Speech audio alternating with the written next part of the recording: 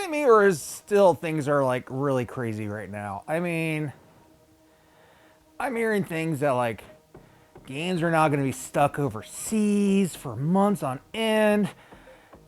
Companies are going out of business. I know people who've lost their jobs now in the board game industry because of everything that's going on. I mean, sometimes you just have to lay on a couch, put a face mask on, and hug your emotionally support Ewok, and just like, I'm back up to like a 4-pack a day habit with my candy cigarettes again. This is getting crazy. I mean, what are we gonna do with all this? So, I was looking at my collection, and I thought, we have all these games. What's the actual worth of these games to our lives? We pay so much money for them. So I decided to go through my collection, take some of the most played games and a couple not so well played games, and see the actual cost that it is for me for each individual game. So what are you talking about, Jeremy? Simple answer. Like I took Wingspan. I have a list. I'll get up here in a second. I just need to take a moment. I looked at it, how many times I played officially, how many times I probably played. And I decided, oh, this is about how much I cost Wingspan, and broke it down to individual cost of actual plays and most likely plays, because I've obviously not recorded every single play, but how much it was going to be. So, all right. I should probably fully get started on this. Let me get up. Oh, let me get up here. Oh. All right, Ewok, I gotta put you down for a minute. Thank you, emotionally support Ewok. Oh, let me take this off as well. Oh. Sometimes a nice facial cleaning helps out. Let me clean off my face a little bit. All right. So, what am I talking about with this video? Simple concept. We have games. We play them. We pay way too much money on them. What's the actual cost of the game? I have a list right here of about how much I've paid for each game. The average isn't going to be a little off because I can't remember the exact price. I've been collecting for a while. I mean, having all these games, look. I don't know the exact cost, so I figured out randomly closeness. And then I went on to board game app thingamajig I have, and went through and went, hey, I've played, let's just take Wingspan like I said a minute ago. Wingspan right now, it's about, I figured I paid about at least $290. Don't tell the wife that. And I've played technically 82 times, but in reality, it's been more than that. I have been only tracking consistently for like the last 4.5 years or so. I've had Wingspan before then, even since then. There's like connections where I'm like, hey, I'm gonna play a game online and not log it, so I've rounded up to like 95. Things like that. Wingspan at 82 plays is $3.54 per play. And the probability of a play is $3.05. I'm trying to figure out, basically in my brain, if I have played a game where the number is below $5 a play. That means I think I've gotten my value out of the game. With everything that's going on, that's where we're gonna have to start looking at games. Is the value for me in this game? And that right there proves for me it is at under $4 a play for Wingspan. I'm gonna probably at least play a couple more times before any other expansion comes out. So for me, that number is gonna drop even more. So Wingspan, good investment for me, even at $290. Game I haven't played a lot, but I haven't played as much in the recent years because it's kind of slid down the track a little bit for favorites. I've had some bad convention experiences with it. Playing online, it's a whole lot easier on Board Game Arena. So, I mean, the count total has dropped, but Terraforming Mars has been one of my longest games I've had, one of my earliest favorites of all time, and I've about spent $150. I have one of those foldy meshy thingies, the foam core inserts in there. I have every expansion except for the Turmoil and the new Prelude. I've kind of stopped right there. Like I said, bad experience at a con. But I've officially played it 60 times. I've probably played it at least 85, if not more. Because again, if I'm playing on my laptop with the Steam version I got really cheap, I don't count those. Because I don't know, because I'm just blowing through the game, just like mental, like, oh, I just need to get something out. I'm not really strategizing to do it. So that's why that is at 85. So my recorded play average is $2.50 per play on Terraforming Mars. My problematic, I don't know how I'm doing this. I'm just rolling on this, folks. I'm just gonna let it go and figure this out. My P plays is 85, and that's down to $1.77 a play. That's less than a 2-liter nowadays, I believe, or close to it.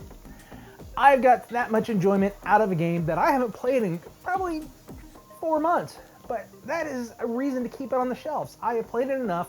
I've gotten my money's worth out of it.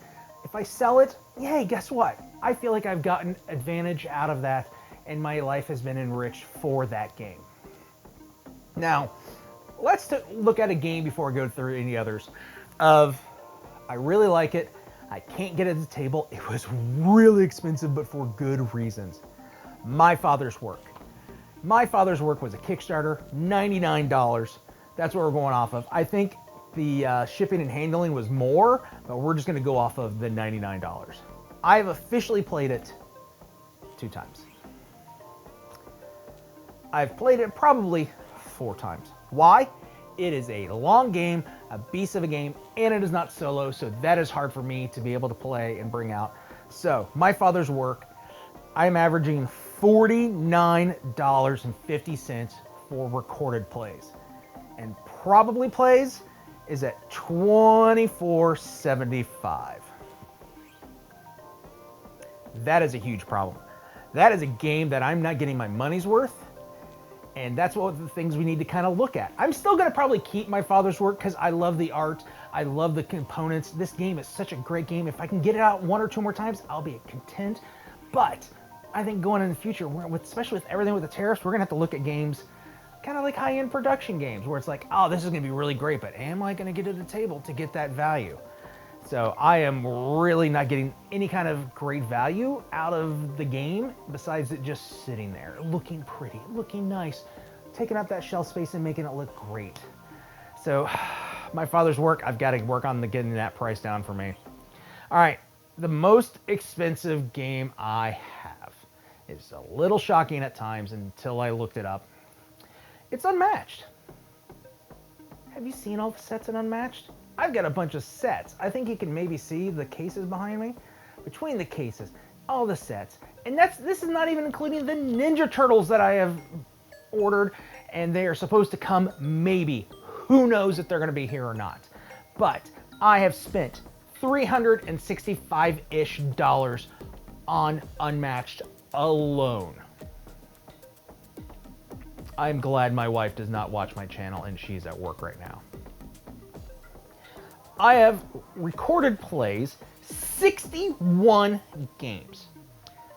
Probably played over 90. Why is it 90 so high? I was in the playtesting group for a while before like the T-Rex and all those came out. And so I was playing with my son, a couple of my friends. I didn't record those games. Why? Because I was like, oh, I'm doing kind of like secret-y stuff.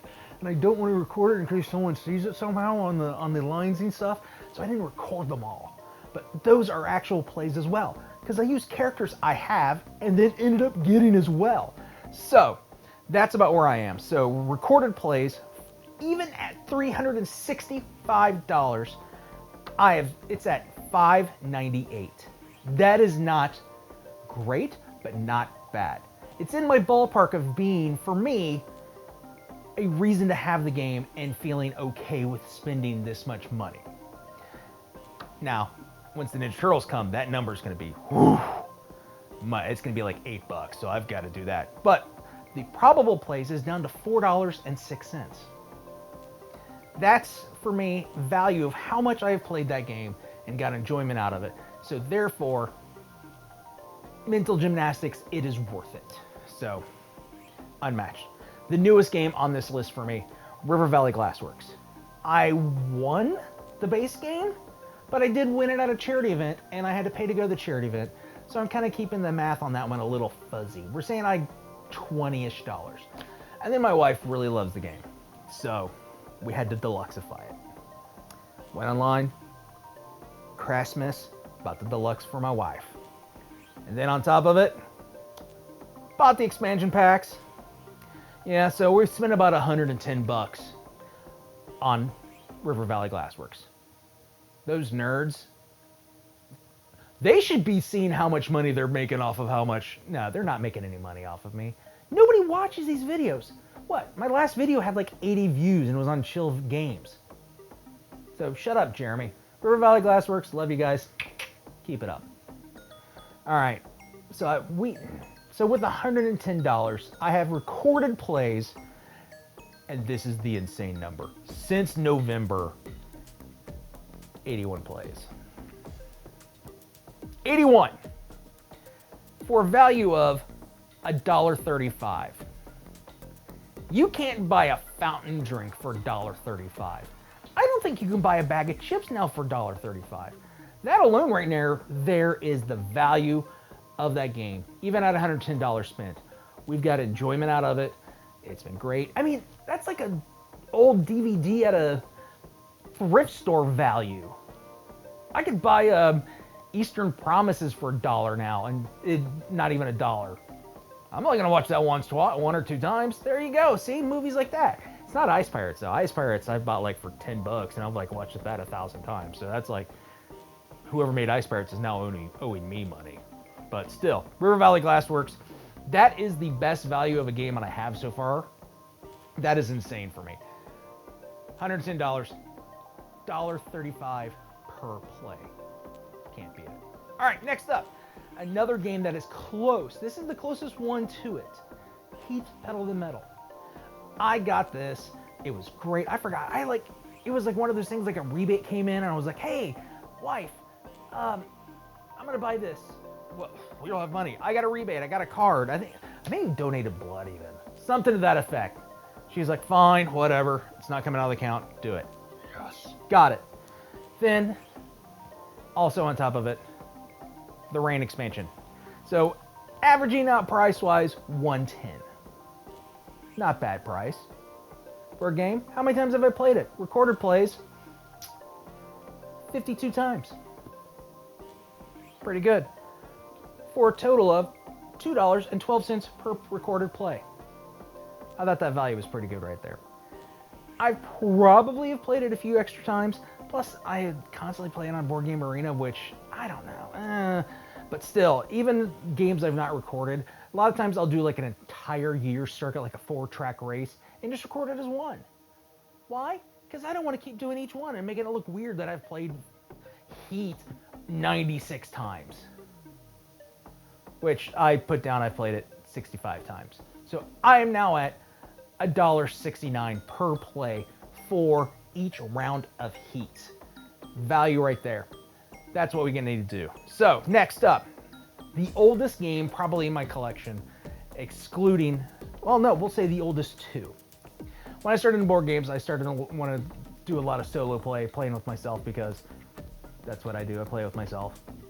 I have a weird schedule, so I've got to constantly play with myself. So Hostage Negotiator, I was told by the Cardboard podcast by Rich Sumner.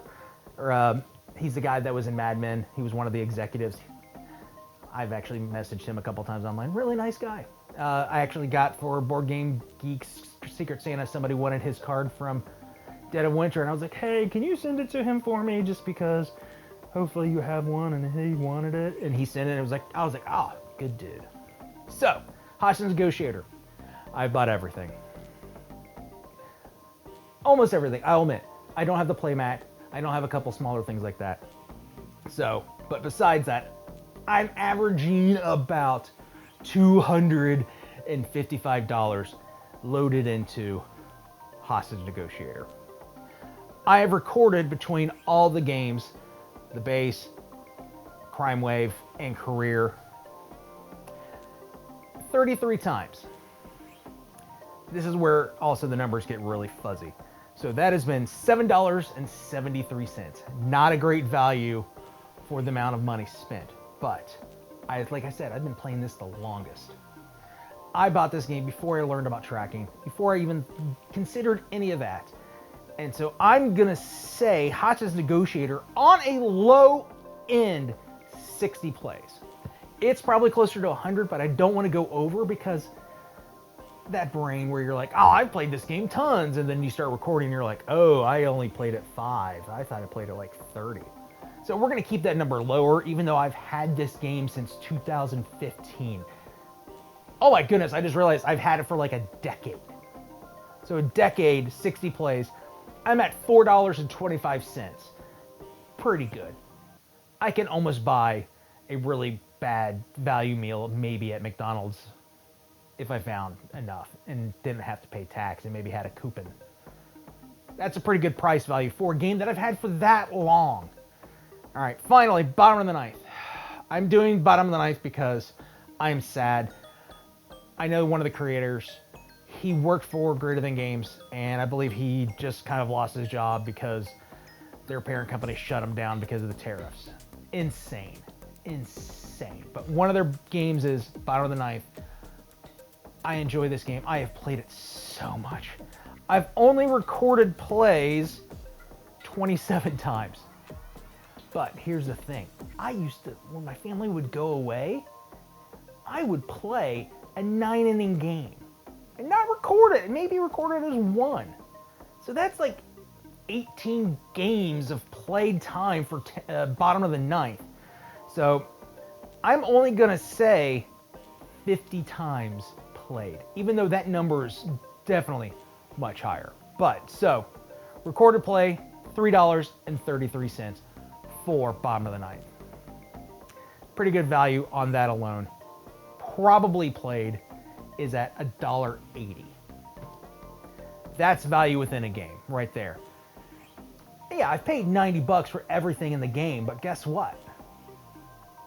I got enough value out of it. That's enough. I mean, so if we're going to go out and talk about board games and do these high-end expensive games that are now going to get even more expensive, you need to sit down and do this kind of work where you're thinking, if I buy this high-end new game, am I going to get that amount of play out of it? Can I get 50 plays out of a game? Can I get 40, 30, 20 even? Just to get the average down, so where you feel like you're not just wasting away having it on your shelves, or just like regrets that it's like, oh, why did I buy this game? Why? Why did I buy it? And it's just sitting there right now, looking at me, not being used. Yes, I see you staring at me, Warp's Edge and Under Falling Skies. I like you both, but I can't get you to the table for some weird reason. And you're sitting there mocking me and making me feel bad because I spent so much money on those games and I've played like 12 times total between the two. Redonkulous. So, with everything that's going on, I think this is where the conversations we need to start thinking about within this board game industry is value. Tell me what you think about this concept. What are the games that you played the most, that you've paid the most for, and tell me what you think your average is. Again, it's just simple. How many times have you played it divided by the cost-ish of what you think you paid for it, and just tell me what it is. Throw those in the comments, please, because this is how I need traction, folks. I need traction on these videos. And if not, nobody comments, I'm gonna have to spend more time with emotional support Ewok, and he's getting really tired of me. Him and my wife are just like, this guy needs a life.